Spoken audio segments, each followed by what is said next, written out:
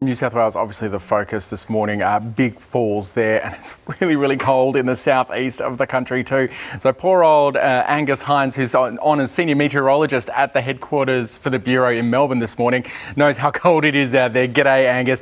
We'll talk about that in a tick, but let's start with the rain in New South Wales. What have we seen develop overnight?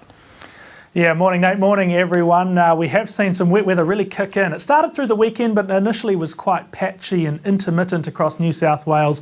But yesterday evening and overnight it's really formed up and become this persistent band of rain. Now that impacted parts of northern Sydney as well as the New South Wales Central Coast and up into the Hunter area around Newcastle.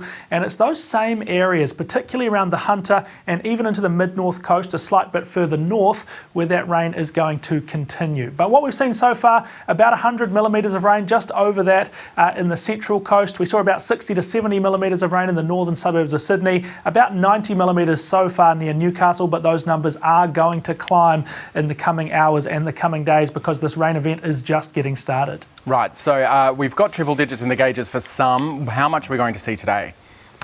So today the most significant area of rain is likely to be the northern part of the Hunter, so that's about Newcastle northwards, and then up into the mid-north coast up towards Port Macquarie, so that includes Taree, Forster and areas around there. We could see another 100 to 130 millimetres today, with a few spots probably getting more than that, particularly around elevation. So we're looking at areas like the Barrington Tops and parts of the central and northern tablelands where those numbers could climb even higher.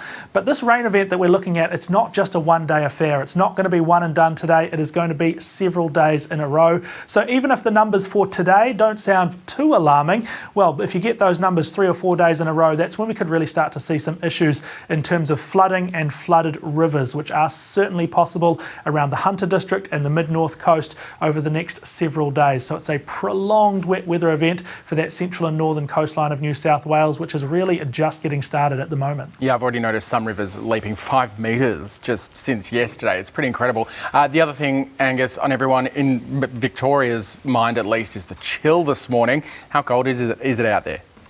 Oh, it's pretty frigid, that's yeah. Right, across Victoria, across parts of South Australia as well. Look, finally the winter duvet made an appearance in our house last night and it's not going anywhere soon. Down to 2 degrees in Melbourne this morning, unusually cool for May. Those are sort of mid-winter minimum temperatures. About 3 degrees in Adelaide, but parts of each of those states were well and truly into the negatives. We were seeing -3s and -4s over parts of the Yarra Valley in Victoria, parts of southeast South Australia. Elevated Tasmania back into the negatives. They had a really, really cold morning there yesterday as well. So it's been icy throughout the southeast, and I'll tell you what, tomorrow potentially even colder. Thanks, Angus. Everyone just groaned in here. You go warm up. Thanks for joining us this morning, bringing us up to date.